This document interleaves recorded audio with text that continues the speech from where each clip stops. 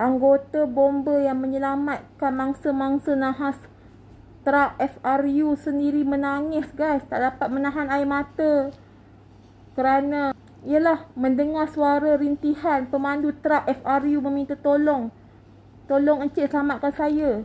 Guys, memang sayu kat hati aku guys. Aku sedih guys. Takziah dan juga innalillahi wa inna ilaihi rajiun buat mangsa-mangsa. Kita doakan Al-Fatihah buat mereka. Dan takziah. Memang anggota bomber menitiskan air mata ketika cuba selamatkan dan cuba mengeluarkan mangsa-mangsa. Berdasarkan berita, kebanyakannya tak dapat menahan sebab dan air mata ketika menyelamatkan anggota FRU. 9 cedera parah, 3 masih kritikal di hospital dan 9 telah kehilangan nyawa guys. Memang ini satu berita yang menggemparkan dan antara yang paling sedih pada tahun ini. Tak cukup dengan kesedihan pasal anak gajah yang dilanggar lori, kini berlakunya seperti imbauan kembali yang berlaku pada Karak 35 tahun lalu pernah berlaku juga insiden sedemikian dan berulang sekali lagi di Teluk Intan, Perak. Okey, yang kita kena ingat semua mangsa ini mempunyai ahli keluarga guys. Apabila perginya tulang belakang mereka ini ketua keluarga lelaki-lelaki ini yang bekerja di bawah anggota simpanan persekutuan ini FRU. Anggota ini mempunyai keluarga, anak, ibu bapa adik-beradik. Jadi kat sini yang sebabnya aku tengok seorang anak yang mempunyai penyakit Down syndrome, anak salah seorang mangsa yang telah hilang nyawanya, mempunyai 3 orang anak berumur 6 tahun, 9 tahun dan 13 tahun. Dan anak sulungnya itu mempunyai penyakit Down syndrome, amat manja dengan ayahnya, dengan arwah. Kini arwah sudah tiada guys. Untuk aku memang kesihan sangat tengok anaknya dan ahli keluarga yang sebab dan sayu dan terkejut dengan kehilangannya. Tapi juga aku respect juga buat seorang anak yang berumur 12 tahun yang boleh mengimamkan solat jenazah ayahnya. Kat sini kita hormat tabik hormat untuk adik ni, baru umur 12 tahun dah kuat berdiri untuk mengimamkan solat jenazah ayahnya. Kat sini alhamdulillah didikan arwah ayahnya memang terbaik dan anak ni sendiri boleh mendoakan ayahnya, insya-Allah. Tetapi ada juga yang kongsi di mana salah seorang mangsa tu iaitu yang berasal daripada Kedah. Yang lainnya berasal daripada Perak kebanyakannya.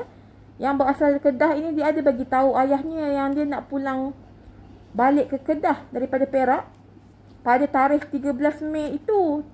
Tapi rupanya maknanya di sebaliknya dia nak pulang selamanya ke Ramatura. Jadi kat situ ayah dia pun cakap lah anak dia ada bagi tahu nak balik pada hari demikian. Tapi akhirnya tengok-tengok dah mendapat berita kehilangan kan. Bapak mana yang tak sedih guys. Kita pun sama-sama rakyat Malaysia mendoakan agar ahli keluarga mereka tenang, boleh menerima takdir Tuhan ini Dari Tuhan kita datang, dari Tuhan juga kita kembali kan. Dari Allah kita datang. Dan kepada Allah kita kembali. Jadi kat sini semoga aku doakan semua ahli keluarga kuat. Waris-waris ini akan mendapat pampasan Ketua Polis Negara Datuk Ayub ada cakap semua waris-waris mangsa akan mendapat lebih kurang 60,000 ke 270,000 ringgit pampasan. Dan juga ada bantuan kewangan dalam 25,000 ringgit. Ini dari tabung simpanan lah untuk anggota ni kan. Perwira semua. Jadi guys, kat sini semoga boleh mengurangkan beban ahli keluarga, anak-anak, isteri yang terkejut dengan kehilangan ketua keluarga kan. Yang menjadi mata pencarian ahli keluarga.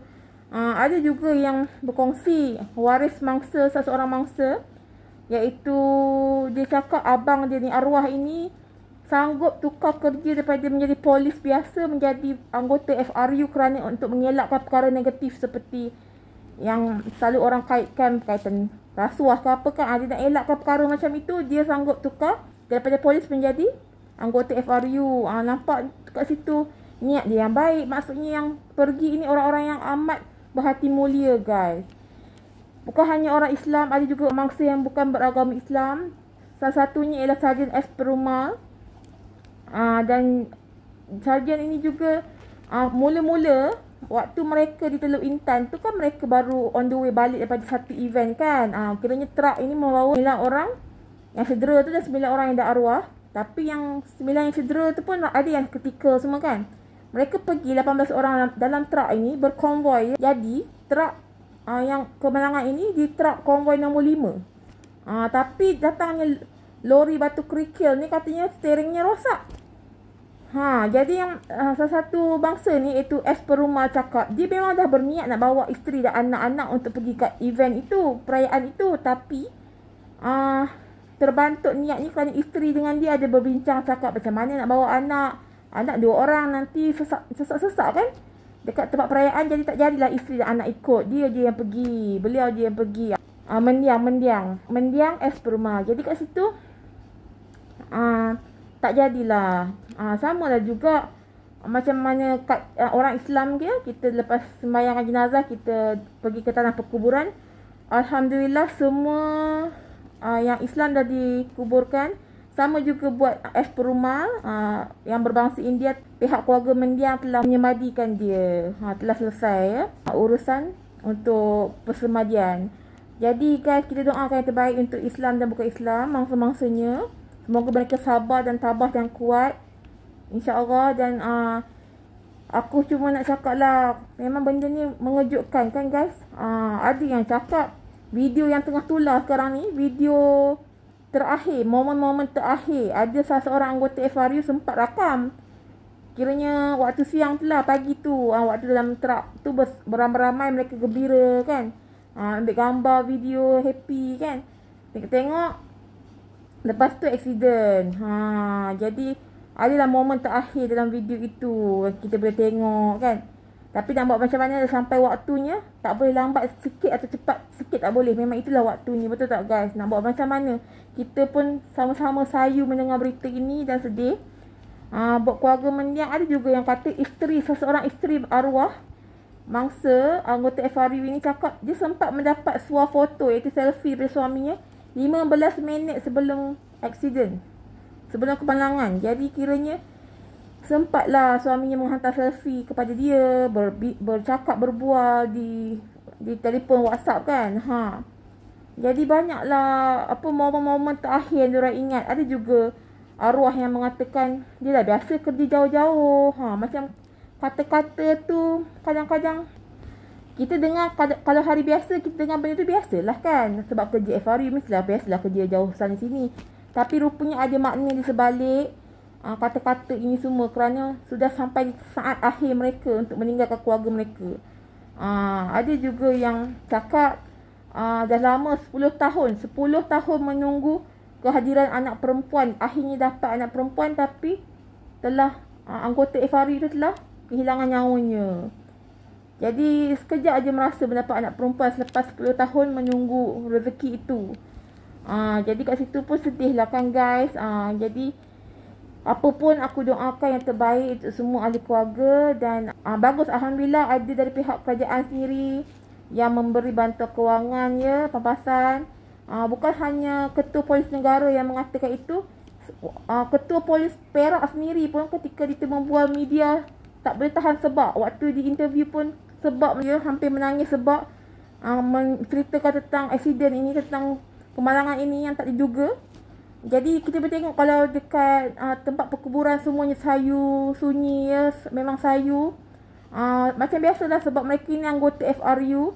Sebelum pengebumian tu adalah istiadat dari pihak-pihak polis semua dan waris-waris semua datang menghadiri event upacara istiadat, di mana Ketua Polis Perak Datuk Nur Hisham dan juga Ketua Polis Negara Datuk Ayub dan juga mereka sempat meletakkan bendera di atas keranda-keranda semua sebagai istiadat dan Alhamdulillah selesai dikebumikan. Dan juga untuk yang berbangsa India pun sempat dikebumikan juga dengan cara masing-masing lah. Kat sini itulah memang kita sebab bila dengar bomba pun menangis menyelamatkan tu maksudnya memang sedih guys. Sebab mereka ni pejuang-pejuang tanah air yang menjaga keamanan negara kan. Mereka ni berbakti ya tadi. Jadi bila kehilangan mereka dalam keadaan tengah bekerja ni memang kita sebab lah, sebab mereka menjalankan tanggungjawab mereka kan. Jadi macam mana pun kita doakan agar tenang ahli keluarga dan moga terbela nasib mereka dengan pampasan yang diberi. Dan ada yang cakap masalah steering lori tu, batu kerikil ya, lori yang bawa batu kerikil tu katanya ada saksi cakap dia nampak lori tu cuba mengelak kenderaan lain, sebab tu dia terus terlanggar berhadapan je kepala lori dengan kepala truk FRU. Terus sebab dia nak elak kenderaan lain. Itu kata saksi yang kerja dekat satu kedai makan kat situ, area tu. Tapi macam mana pun, berdasarkan apa yang ketua polis cakap, memang pemandu lori kerikil yang aksiden dengan truk FRU ni memang ada banyak sangat jenayah lampau, rekod jenayah lampau berkaitan dengan penyalahgunaan dah. Jadi kat situlah pula kita tak tahulah, macam rekod jenayah pun ada, tapi waktu dicek kat air kencingnya katanya tak ada kan, negatif pula kan. Jadi kita pun tak tahulah guys. Sekarang ini pemandu itu telah ditahan, diremat 4 hari. Kita tengoklah apa yang berlaku seterusnya, kita tak tahu. Kita doakan keadilan buat anggota-anggota FRU ni juga. Dan ada juga cakap patutnya benda ni tak berlaku kalau steering tu tak akan ada masalah atau rosak kalau selalu diservis. Maksudnya dibawa kepada pos Pakom check kan, keadaan lori kena check selalulah. Elak benda-benda ni berlaku, sebab katanya kegagalan steering tu yang membuatkan kemalangan ini. Tapi benda tak jadi, kita redha dan tawakal dan kita doakan yang terbaik. Jom kita sedekah ke Al-Fatihah sama guys. Korang komen kat bawah Al-Fatihah dan doakan yang baik-baik untuk kuatkan hati ahli keluarga mereka dan ibu bapa orang yang telah pergi ini ya. Al-Fatihah. Korang komen kat bawah yang baik-baik dan tolong like and subscribe video ni. Jadi korang boleh tengok banyak lagi video lepas ni. Kalau korang belum tengok video aku sebelum ni, korang boleh tengok juga macam-macam video aku ada post juga tau. Macam-macam pasal kes adik Zain Ryan, pasal Fazura dan banyak-banyak lagi. Okey, terima kasih guys. Sama-sama kita doakan yang terbaik buat ahli keluarga mereka. Al-Fatihah.